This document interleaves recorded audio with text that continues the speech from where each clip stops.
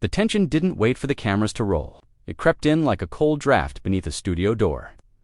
Unnoticed by most, but unmistakable to the man who had lived his life inside boxing rings and battlefields, both real and scripted, Stallone sat motionless in the dimly lit green room of Good Morning America.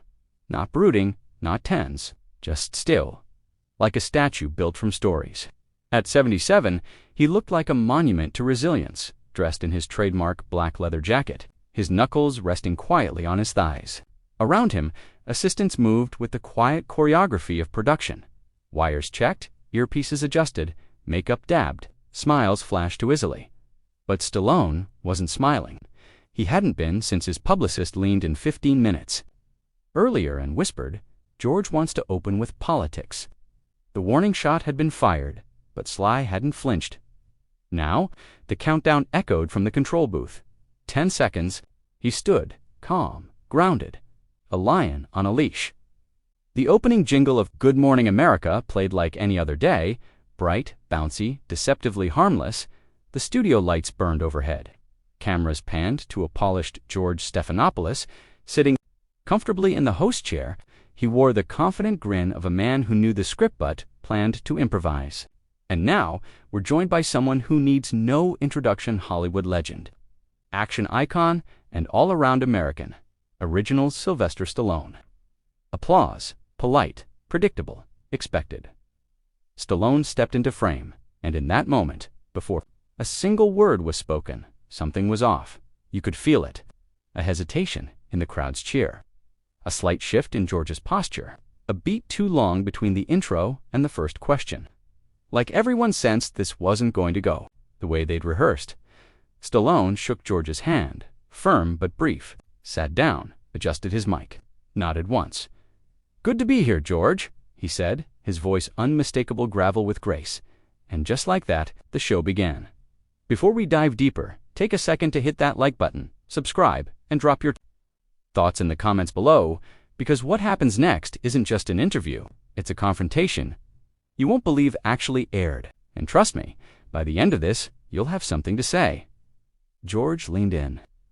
"So, Slibby, before we talk about your latest film, I want to ask about something that's been circulating. Some of your comments over the past year particularly around politics have stirred some strong reactions. Do you think public figures like yourself should use their platforms to push personal opinions? No warm-up, no handshake of pleasantries. Just a sucker punch disguised as journalism." Stallone blinked once. His jaw didn't clench, his brow didn't twitch. But something behind the eyes changed, like a curtain pulled back, revealing a man, suddenly calculating a very different kind of fight. "Well," George Stallone said slowly, "last I checked, freedom of speech doesn't come with a clause that excludes actors, or journalists, for that matter." Laughter in the crowd, nervous, scattered, unsure. George smiled, thin and practiced. "Of course. But don't you think there's a difference between sharing your thoughts and shaping public discourse? You've got fans across the world, millions of them. Some say when you speak, it's no longer opinion, it's influence." "You mean like what you used to do for the White House?" Stallone shot back. And just like that, the gloves were off. The studio's mood changed instantly. You could see it in the control room, the producer's head snapping toward the live feed, mouthing something off-mic to the tech director. You could hear it in the tension of the audience. No more polite giggles, just held breath and darting eyes. You could feel it in George's silence, a pause that wasn't for drama, but recalibration. "Touché," George said, smoothing his lapel. "But I think we both know there's a difference between policy work and pop culture." Stallone leaned forward now, arms resting on his knees. His voice dropped, quieter but loaded. "You think when I made Rocky, it was just pop culture? You think when I wrote that script in a week, broke as hell, turned down $100,000 so I could play the guy myself, if you think that was just some comic book thing?" George opened his mouth. Nothing came out. "I wasn't making cartoons. George, I was making blue-collar mythology. That character meant something to people. Still does. Audience applause. Spontaneous. Real." George blinked. That wasn't part of the segment. He tried to pivot. "Let's talk about that mythology. Your character's Rocky Rambo, they're viewed by many as masculine ideals, symbols. Some critics say those symbols are outdated, even toxic. What do you say to that? The room chilled. A gasp, soft but audible, came from somewhere behind the cameras. Stallone didn't move. What do I say? He echoed. I say critics talk because they can't do. Think a guy coming home from war who sees himself in Rambo is worried about what some blogger calls toxic? He's looking for someone who understands what broken feels like. George pressed. But isn't there danger in glorifying violence? It's not about violence, Stallone snapped. It's about survival, about pain, about being counted out and fighting anyway. He paused, his breath hitched not from anger, but from memory. You think I made movies about punching people? I made movies about getting up when you've been knocked down by life itself. The audience erupted. Applause this time wasn't politic, was alive, like something real had finally pierced through the polished gloss of morning TV. George, sensing his grip slipping, raised his hand. I understand that, but don't you think Stallone cut him off?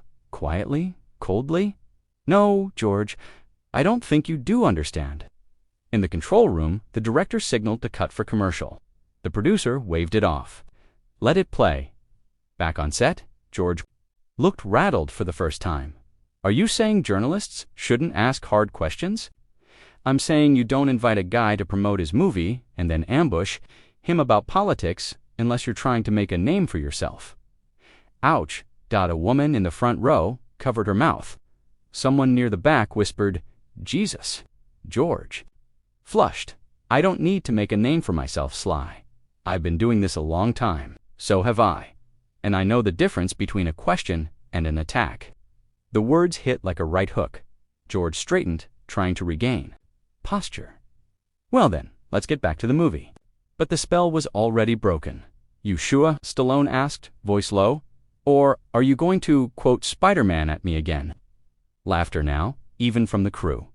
George's smile tightened. He was losing control, and he knew it. Got quite the temper, don't you? He said, tone pointed. Stallone's eyes darkened. He stood, slowly, and the room went silent. George, he said, I came here to tell stories, to talk about a film that means something to me, to your viewers. But if you want to keep poking the bear to feel relevant, fine. Just don't act surprised when the bear finally roars. Gasps, applause. Operator muttered, holy hell. George didn't move. Stallone took a slow step forward. Not aggressive, not threatening, just commanding. You want to know what power really looks like? It's not sitting in that chair behind a smile asking, gotcha questions. It's walking into a room with your whole story on your back and still choosing to speak with heart. That's power. The audience clapped again, louder. George tried one last pivot. So, you're walking out. Stallone looked him square in the eye. No, he said. I'm standing up.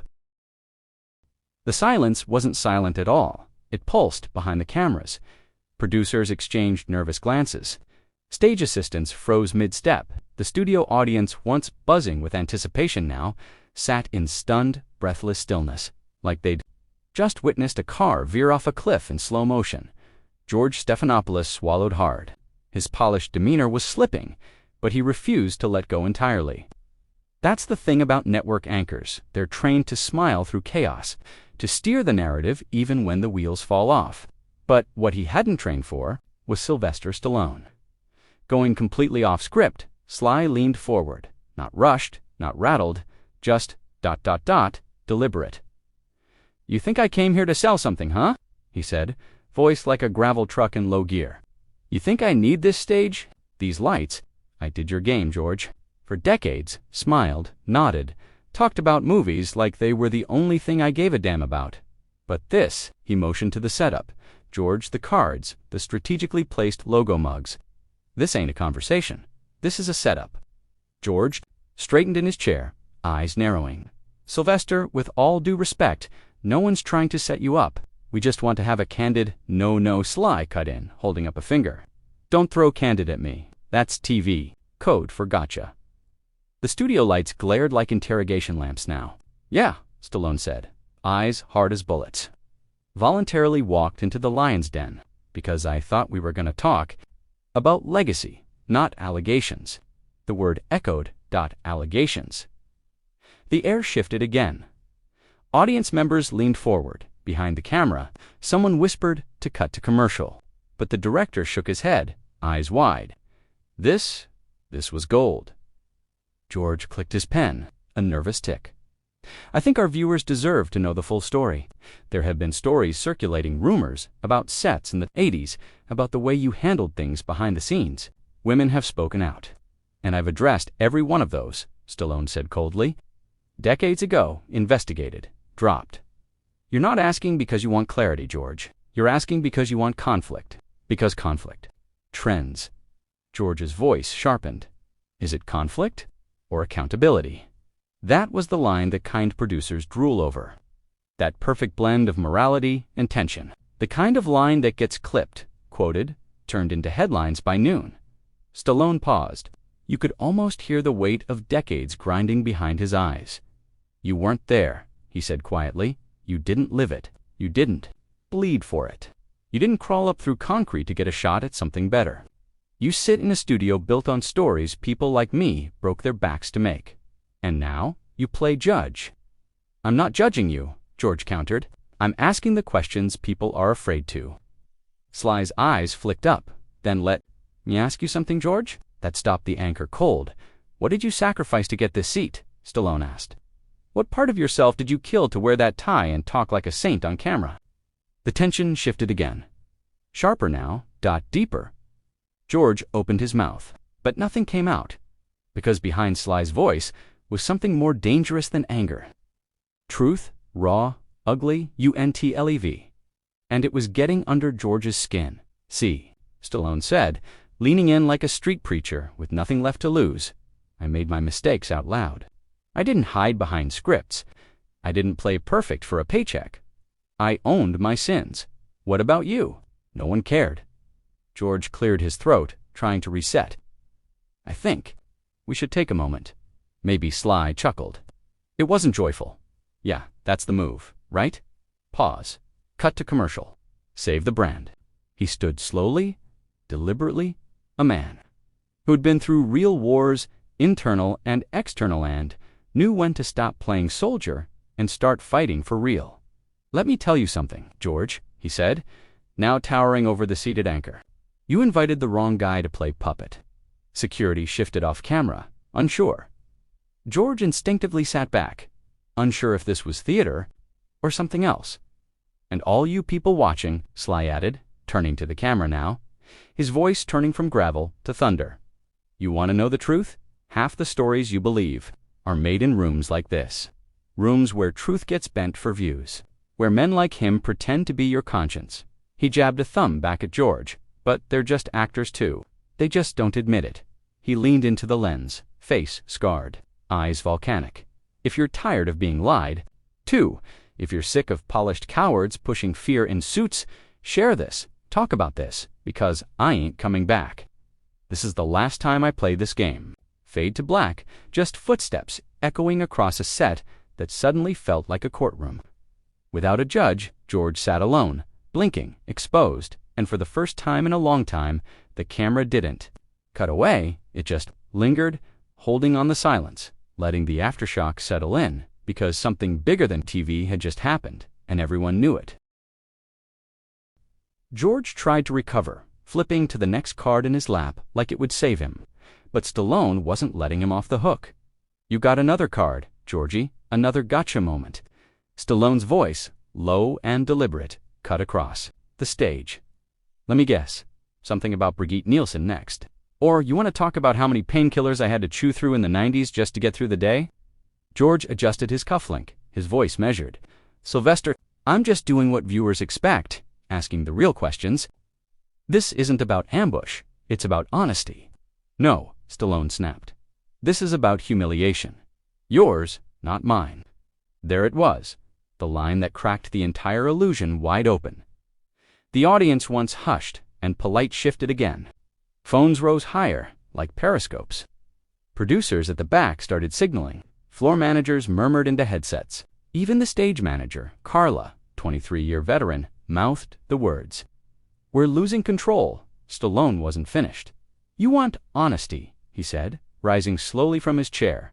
The leather jacket creaked like tension manifesting in fabric. All right, here's honesty. I didn't want to come here. My team begged me to do this damn show. They said it was legacy stuff tribute montage. The kind of thing you do when they're getting ready to write your obituary in advance. George raised his eyebrows. And what did you expect instead, Sylvester? I expected dignity, Stallone said. I thought we'd talk about storytelling, about fighting for your voice in an industry that tried to box me in from the beginning. You want to talk about real questions? Let's talk about what it feels like to be told you're too dumb to write, too ugly to lead, too mumbly to act. And then you prove them all wrong, and they still circle back around to try and shame you. Now George leaned forward. Is that what you think this is, shame? Stallone's voice dropped. No, George. I think this is ego. Yours the show's the whole damn machine. You want me vulnerable, but not too human. You want pain, but only if it fits in a segment break. You want truth, but only the kind you can narrate with a smile before cutting. To commercial, George was quiet for a moment. It was the first time in a long while he looked rattled. Stallone wasn't acting. This wasn't Rambo. This wasn't Rocky. This was the man beneath all of it, the father who buried a son. The outcast who rewrote his own destiny, the fighter who never quite got to stop swinging. I didn't lose my son for this, Stallone muttered. His voice cracked not for the camera, but in spite of it, you could feel the atmosphere bend, almost like the air itself recoiled. George tried to salvage. You've always inspired people, Sylvester. The resilience, the legacy. That's what I was trying to honor. Stallone turned toward him with a look that stripped the veneer from every empty compliment in the room. Honor doesn't come with a punchline, George. And with that, he sat back down, quietly, like a man who had just emptied something sacred. George sat there, blinking. Cue cards now forgotten in his hands. He opened his mouth and closed it. Then, from the audience softly, hesitantly, someone clapped. One clap turned to two. Then a slow, awkward smattering of applause. Not for performance, for truth, for guts. The director's voice buzzed through the earpieces. Go to break. Go to break. They came back from break with no music, no laughter, no sweeping crane shot, just silence, and two men sitting in chairs that suddenly felt too small for the truth they now carried. George cleared his throat, eyes flicking to the teleprompter, and then away. It was useless now. The script had drowned somewhere between Sly's heartbreak and the brutal honesty that had scorched the room minutes ago. The audience was quieter now. Phones were down. Everyone sensed it. Tevin, the interns in the shadows. This wasn't a TV moment anymore. It was a reckoning. George tried first. I think it's important we acknowledge what just happened before the break. Stallone looked at him, no smirk, no fury, just tired, ancient sadness in his eyes. You mean the part where the mask came off? George leaned forward. Look, Sylvester, I'll own my part in this. Maybe I pushed too hard. Maybe I wanted the viral moment instead of the human one. No, Stallone said. Calm now. You didn't want a moment at all. You wanted a weapon. That landed. Blinked, visibly taking it in. A weapon, Stallone nodded. You loaded up questions like bullets. Soft ones at first, career stuff. Old stories. But then you got greedy. You reached for the personal. You took aim at the vulnerable. My son, my face, my age, my legacy. Boom, boom, boom, he mimed. Pulling a trigger, George swallowed. Stallone continued, his voice eerily level now. I came here to close a chapter, George, not to fight another war. Something in George cracked. You could see it behind his eyes.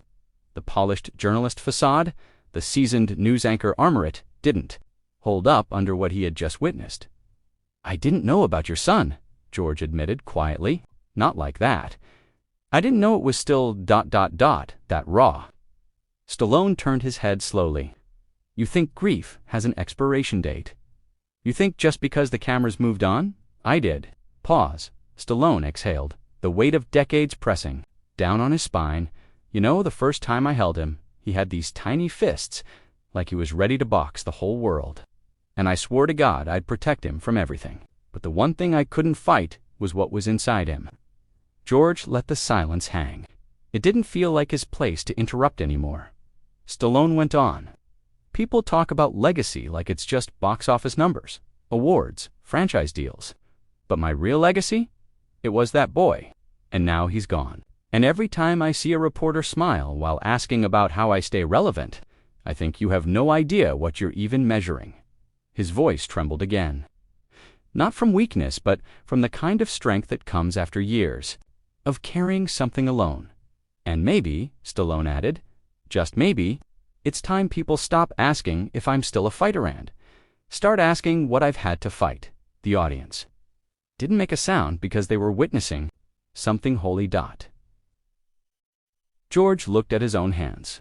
He seemed smaller now, not in stature, but in certainty. He reached for something real. "Sylvester," he said gently, "if I could go back and redo this, I would." Sly looked at him. "I don't want your redo. I want you to remember, next time you sit across from someone who's lived 1,000 lives in silence, maybe just ask if they're okay. That's the only real question." George nodded, slowly. "Are you okay?" And for the first time that night, Stallone smiled.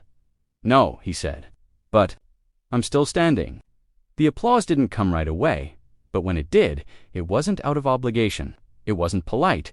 It was earned. A standing ovation, one person at a time, some with tears, some just stunned silent. George stood too, not as a host, but as a man who had finally, painfully learned that sometimes listening was the only thing that mattered. As the camera pulled back slowly, no music, no graphics, no voiceover, just raw studio light onto human beings suspended in something deeper than fame or headlines. You could feel it, history, not the kind written in gold, but carved in scars. Fade to black, post-scene call to action, Netflix-style narrator tone. If this moment moved you, if you felt the weight of truth land in your chest like we did, then don't just scroll, like, share, subscribe, because in a world full of noise, this rare glimpse of raw humanity's what we need more of, and who knows, maybe the next story we tell will be yours. Let me know which celebrity confrontation drama you want next. I'm ready when you are.